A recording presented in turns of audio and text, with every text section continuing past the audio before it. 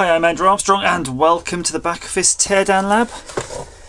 I would be remiss if I didn't eventually go back to some items I bought, because I buy items and I sometimes just put them aside and never get round to playing with them.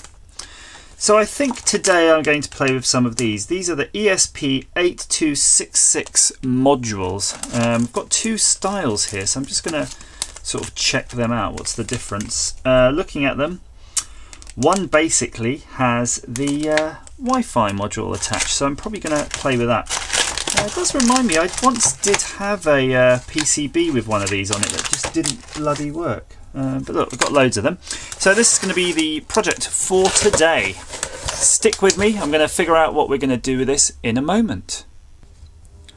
Right, I'm back from a very enjoyable live stream, and although it goes against every ounce, every grain in my body, I'm going to use breadboard. And I'm going to tell you what I'm going to use breadboard for. By the way, thank you, Dean, for this module. This was the one I bought, and this is the one that was kindly given to me, and much better condition than the one I bought. But I'll keep that on the shelf. That's for Sunday best. So what I'm going to do is, my idea, and this circuit is a very simplified one to make a very simplified motherboard for milling, which a single-sided, which I've kind of opted not to do because turns out I don't have a suitable power regulator, and there is one on here. I could remove it, but I'm not going to. I'm going to use this as is, and going to see how to basically build this up. And what this is, it's an interface. The idea is it's going to go to an Atari ST and allow my Atari ST to connect to the interwebs. And if that validates my circuit, then I'm just going to, instead of going through prototype, I'm just going to go and get production run of the circuits done, and we're done. Absolutely brilliant. So I'm just going to gather any bits I need, and we'll check back here and try to build this circuit. Okay, let's see what we can see. Never used breadboard, so not quite sure. I think, if I recall, its power rails are running that way. Let's just check that. Let's just check that is so. Yes, 3v3, 3v3. So the power rail's running down. And then in terms of continuity, yeah, so the inner rails run that way, and then the outer rails run that way. So that's fine. So if we're using a sort of chip like this one, we're just going to plop it straight in like that. Boom. Let's turn that off. And then you get this bundle of wires. Can't remember what they're called really. And we've got our own components. So great, I printed it in this sort of horrible way. We're not going to put any of the capacitors around the power supply. I think it's fine without that. First though, I need to turn this into something that can go on this. Just see how sensible that is, if I can actually solder legs into it, or if I'm going to have to do... Yeah, could kind of solder legs. Is the pitch right? The pitch isn't quite right, but let's see how many pins I need. 1, 2, 3, 4, 5, 6. 6 of the pins on this. So it's not too many. So I could make a little bit of a spider.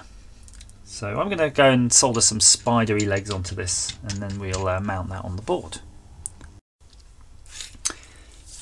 There we go, Squiddly Diddly is ready. Look, he's all hooked up. So we need ground connected. Boom. You can connect it anywhere on this rail, so I might as well spread it out a bit. Ground. And then we have these ones which are reset, and the chip select and enable basically. So these both go to 3v3, so they have to go onto our red rail here, and that's pretty much them done. I can, maybe those legs will force that board down. There you go. It's giving a bit more purchase. Now the TX and RX, they're a little bit more complicated because they have to now go to this Dallas semiconductor chip. So I'm just going to hold that there. So the TX from here is going to the TX in, which is pin 3. So that's pin 1, 2, 3. That should be pin 3. And the RX out saying on here is pin 1. So that's up there. It's odd, isn't it? I'd expect pin 1 to be power or something. But that's fine. And then ground is pin 4 of that chip, which would be that one. Pin 4 to ground.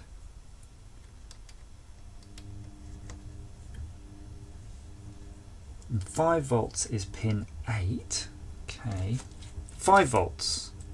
5 volts. Yeah, hang on. We've got a 3v3 rail and we can have an optional 5 volts rail. So let's make this 5 volts. Again, power's not on right now. And although they're probably shared, I'm just going to use the negative rail for the correct power supply. So that's that basically. Let's put these side by side so it's very clear that one's positive and one's negative. So that's looking good so far. Right, so we need 5 volts going to pin 8, so that's its 5 volt supply.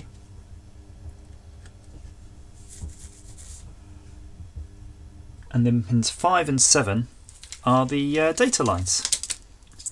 So pins 5 and 7, and they don't seem to use pin 6. So that's pin 7. And that's pin 5, and these are our data lines, and they're going to be going to somewhere else, so I'm just going to put them down here for later. Is that everything? It almost seemed too easy. We don't have a pin on pin 2, which is our 5 volts. Ah, hang on. Oh, pin 8 and pin 2 are both 5 volts, it seems. Not to worry. So here's our pin 2, and we'll also connect that to 5 volts. So now I've got to go hook this up to something with a serial port. So that in itself is a challenge because I'm not sure I've got anything it's easily handy with a serial port, but bear with me. Okay, the hardware is all set up. There's a little bit of fudgery here. I end up using a Boobie board as a serial port for my PC because I currently don't have a mouse for my Atari ST, which makes it tricky. So I've just temporarily removed out of the circuit the level shifter because I don't need that with this FTDI 232R chip.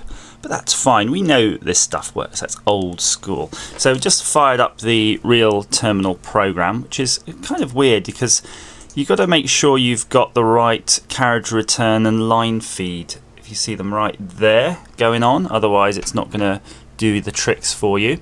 So I'm just going to turn the unit on with my other hand. This is kind of, maybe I should get a tripod. There we go.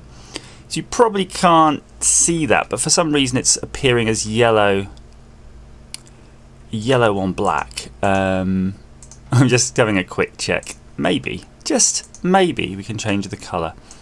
No, no such luck. So Wi-Fi connected, Wi-Fi got IP. In fact, hang on, let me kick this. I need to kick this so we can actually bloody see it. It's ridiculonk.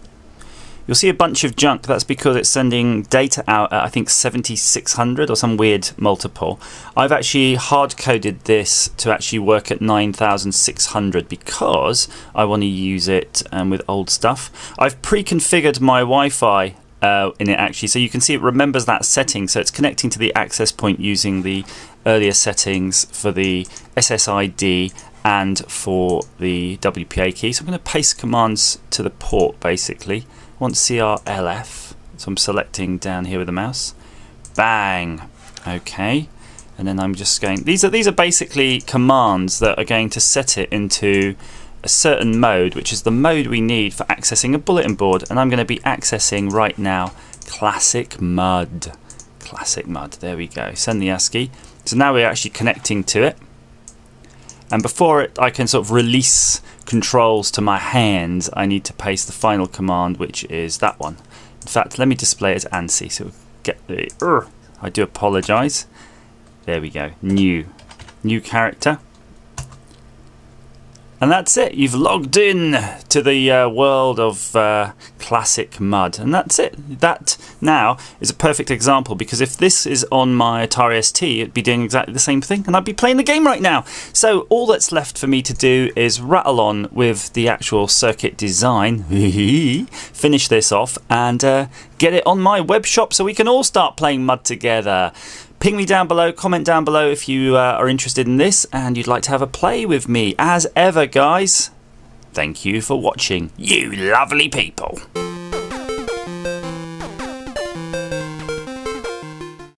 And how about a little mud on an Atari ST? Isn't that bloody amazing? It's phenomenal. Atari ST wireless monitor. That's it. So I hope you've liked this project, but I'm going to productize this board. Keep a lookout for that. You'll be able to solder it inside your device or hook it onto the parallel port or serial port rather, just like that. But that is a life ambition. Now my retro machines can be useful again because they can talk to the rest of the world.